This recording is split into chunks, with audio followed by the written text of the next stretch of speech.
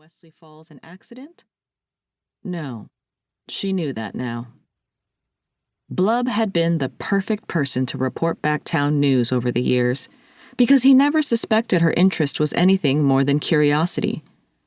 Their exchanges over the years had been just enough for him to feel comfortable, or compelled enough, to make the phone call that had brought her here. Chia paused to put her phone in her purse, pretending she did not notice any stares.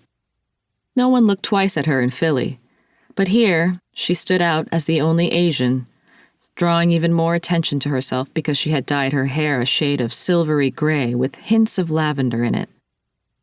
It would only be worse when she got into town, but even as a kid, she had been so used to being stared at that she just exaggerated her strangeness, opting for bright clothes rather than trying to blend in. "Gia?" said an uncertain voice. She turned her head and instantly recognized Blub, who stood with the gawky awkwardness of someone uncomfortable with his own height. "Blub!" she exclaimed, coming closer.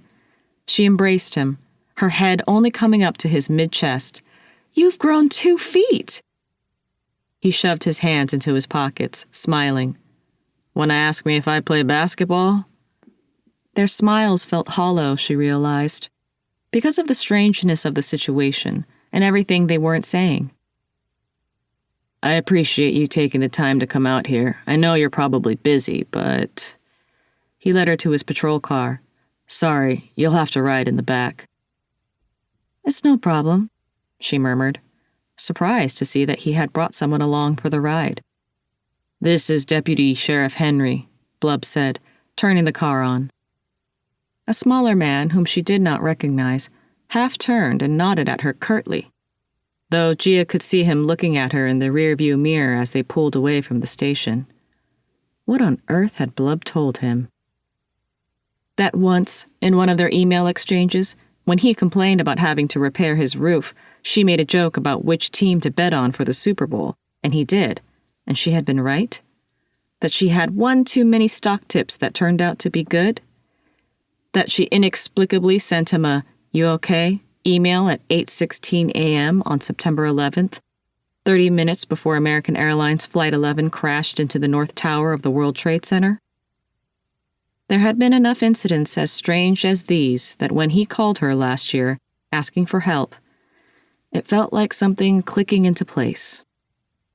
Something that was supposed to happen. Over the years, she had started to feel comfortable with that clicking feeling, rather than being afraid of it. Last winter, he had called her saying that Jane Merrick was missing from the old folks' home. She was prone to running. And she was outside in the freezing weather in only a nightgown, and they were worried about her.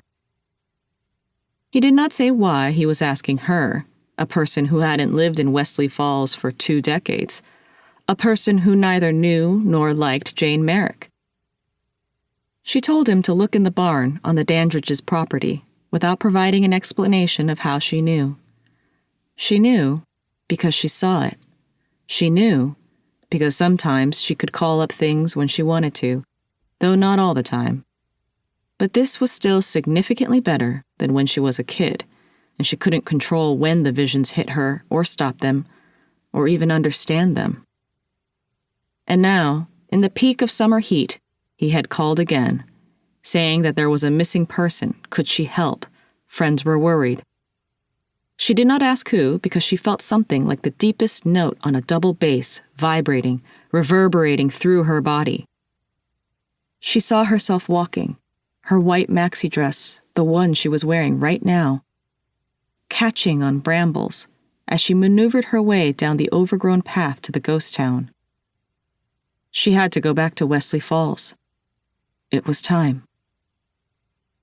"You all went to school together?" Deputy Sheriff Henry said when they pulled onto the highway. "Yeah," she said. "We didn't overlap with you, did we?" Henry shook his head. "Blub and I go way back," she said, meeting Blub's eyes in the rearview mirror. "I'll never get over the fact that people call you Blub," Henry remarked. "How'd you get that name anyway? Were you chubby or something?" "I don't think there's an origin story," Blub said, looking like he wanted the subject to change.